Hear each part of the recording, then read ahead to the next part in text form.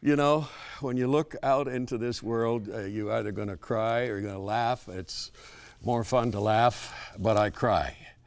This headline here, why quadriplegic member of parliament will abstain on the euthanasia bill. Stephen Fletcher, I'd like to tell you why you should not abstain. It makes absolutely zero sense to me that you, after your car accident, which left you as a quadriplegic, begged them to end your life, and they refused. They refused. You have made a phenomenal contribution to Canada, Stephen. You really have. You've put the cause of quadriplegic, paraplegic people who have something visible that would not be the regular way of moving and conducting one's life. You have made a phenomenal contribution. But if this bill had passed before your car accident, you would have been dead, because all you would have had to do was ask. And a local GP would shove the needle, probably charge your estate quite a bit for it as well.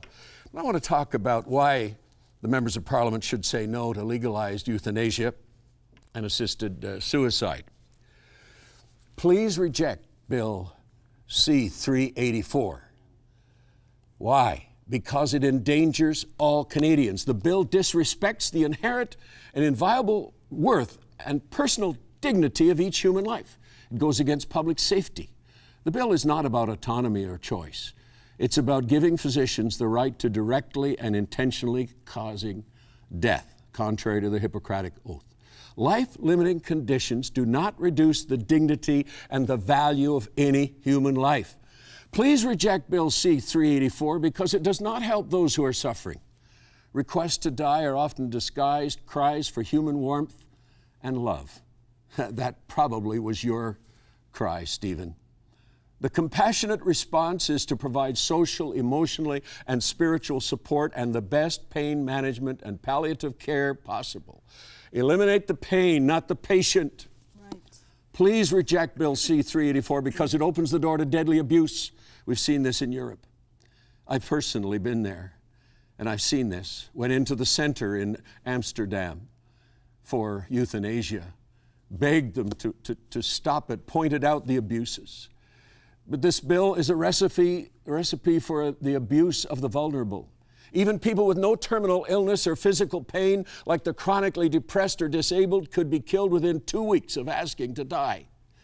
The bill is vague about the degree of medical supervision needed to end a life.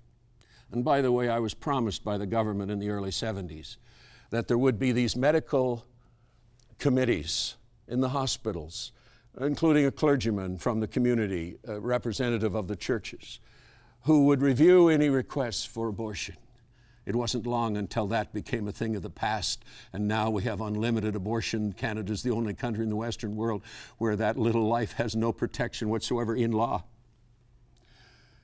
And what will happen now? Don't believe these people that say there'll be a committee who will make sure. That doesn't happen. It's not happening in places in Europe now. Stop the abuse before it happens. Contact your member of parliament. Do whatever you have to do. Rise up. Rise up, members of parliament, rise up, please. Call your member of parliament in Ottawa. They can watch this, a repeat tonight at 9 o'clock on our television station there, CTS.